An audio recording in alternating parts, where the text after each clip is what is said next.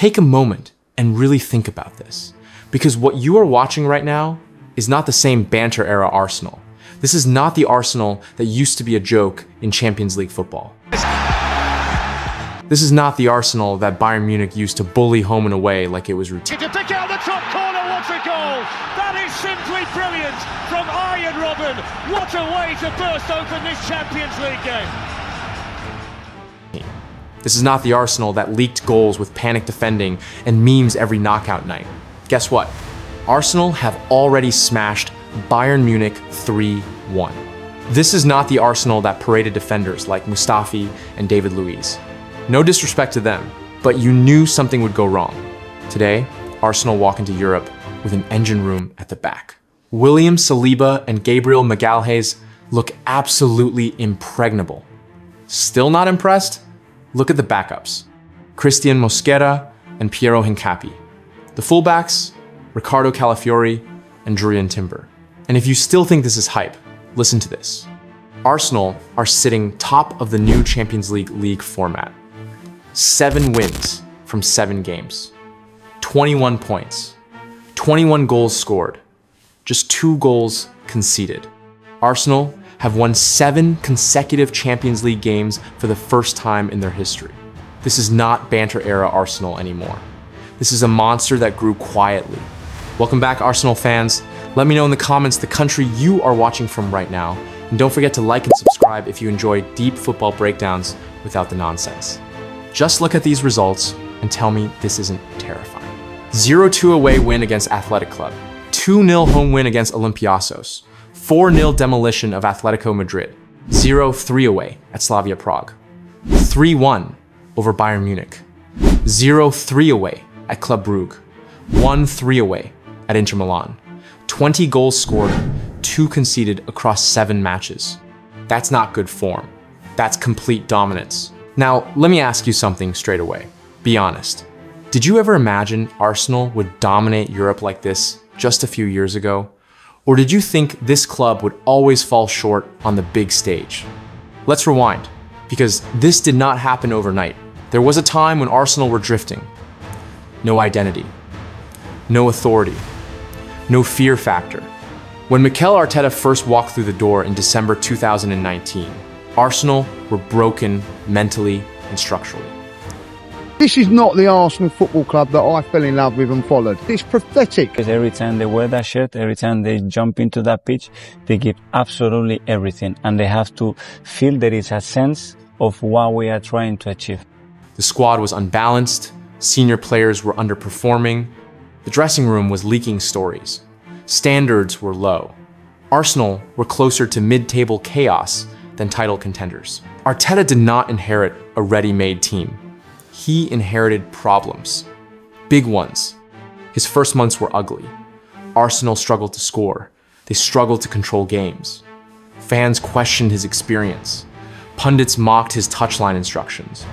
There were moments when it looked like Arsenal had made a mistake, but behind the scenes, something was changing. Arteta was setting standards. Training intensity went up. Discipline became non-negotiable. Players who did not buy into the project were slowly pushed out. Breaking news is that following his latest disciplinary breach last week, Arsenal's Pierre-Emerick Aubameyang will no longer be our captain, the club say. And yes, the setbacks came. Arsenal missed out on the top 4 repeatedly. Season after season, they fell short. Finishing 5th, finishing 6th, losing crucial games late in the campaign. The pain peaked when Arsenal missed Champions League qualification multiple times before finally securing it in the season ending in 2023. That qualification was not just a table position. It was a psychological barrier broken. Let me ask you this. Do you think Arsenal needed those failures to become this strong? Or should they have been patient with Arteta even earlier? Because here's the truth. Arteta was building something methodical. He started cutting off what didn't fit. Big names left. Players with reputation but no intensity were moved on. Pierre-Emerick Aubameyang, once the captain, was shown the door when standards dropped. Mesut Ozil, the highest paid player, was frozen out completely. Some fans were angry. Others were confused. But Arteta had a clear vision. He wanted athletes, leaders, technically secure defenders, intelligent midfielders, players who could suffer together. Slowly, the pieces came together. William Saliba returned and transformed the back line. Gabriel Magalhaes became a dominant presence instead of a chaotic one. Arsenal stopped conceding silly goals. The defensive line became compact. The midfield protected the defense. Suddenly, teams stopped creating easy chances against Arsenal. Then came the depth. Christian Mosquera and Pierre Hincapie were not bought for headlines. They were bought for control, for rotation, for European nights where legs get tired and mistakes cost you seasons. Jurriën Timber brought versatility and calm. Ricardo Calafiori added aggression and balance.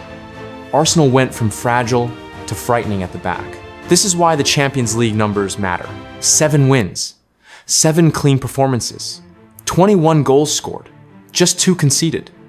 Look at the opponents. Away wins, big atmospheres, different styles. Arsenal adapted every time. This is what elite teams do. And the Bayern result? That one matters historically. For years, Bayern Munich represented trauma for Arsenal fans.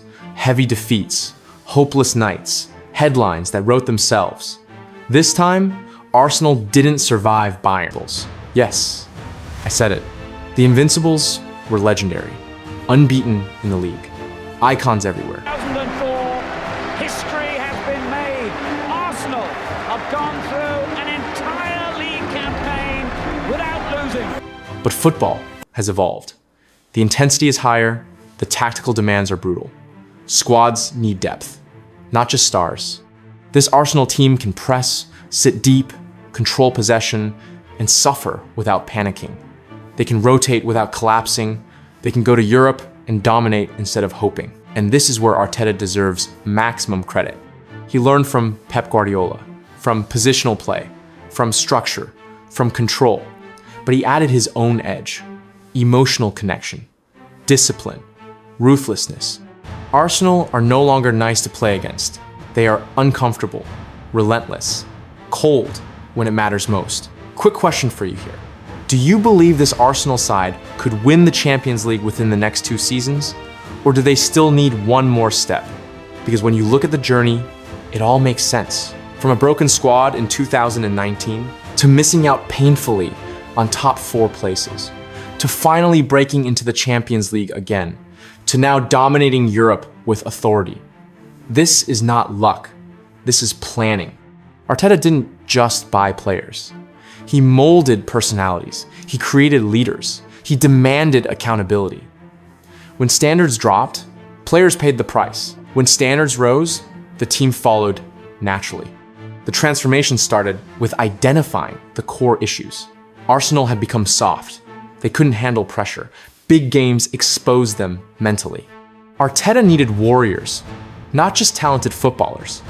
He needed players who would run through walls for the badge. Look at how the recruitment changed. Every signing had a purpose. Martin Odegaard brought leadership and creativity. Declan Rice added steel and intelligence in midfield. Kai Havertz provided versatility and goals from unexpected positions. Each player fit the profile Arteta wanted. The coaching staff changed too. Arteta brought in people who understood his methods, people who could communicate his ideas clearly. The entire backroom operation became more professional, more intense, more demanding. Training sessions became notorious for their intensity. Players talked about how hard Arteta pushed them, how detailed the preparation was, how nothing was left to chance. Every scenario was prepared for. Every opponent was studied thoroughly. The culture shift was massive. Arsenal went from being a soft touch to being one of the most physical teams in Europe. They started winning battles. They started dominating duels. They started making opponents uncomfortable from the first minute. And the best part? This still feels like a team that can grow. They're not at their ceiling yet. That should scare Europe. The squad is young.